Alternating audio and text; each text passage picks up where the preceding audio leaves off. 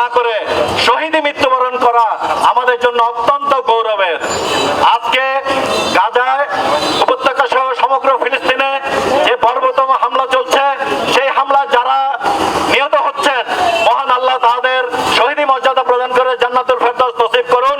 মুসলিম নামধারী যেসব মুনাফিকরা রয়েছেন, সারা বিশ্বের যারা চুপ করে রয়েছেন, আল্লাহ তাদেরকে ধ্বংস করে দিন।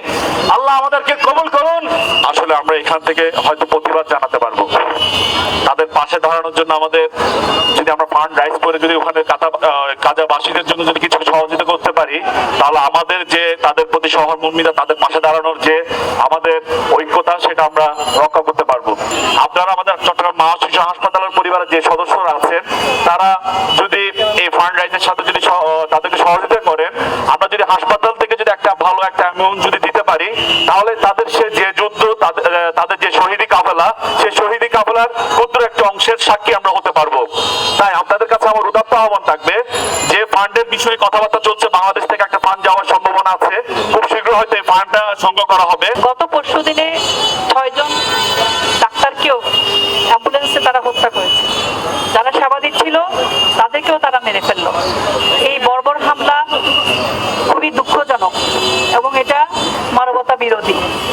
প্রত্যেকেরই এটার বিরুদ্ধে সোচ্চার হওয়া অবশ্যই করণীয়। আমাদের মুসলিমদের সবাইকে এক হতে হবে এটার বিরুদ্ধে।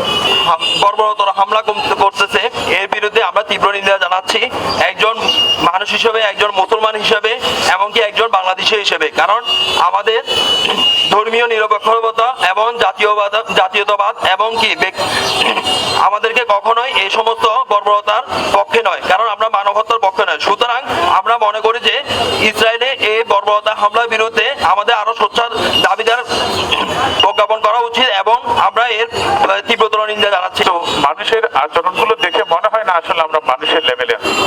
আমাদের কেন কোনো জানি গাজাবাসীর মানুষগুলো কেন যেন মানুষ নয়, এটা কেন যেন সংখ্যা। আমরা এই মানসিকতাকে যদি উত্তোলন করতে না পারি, আমার মনে হয় না নিজেকে মানুষ হিসাবে দাবি করার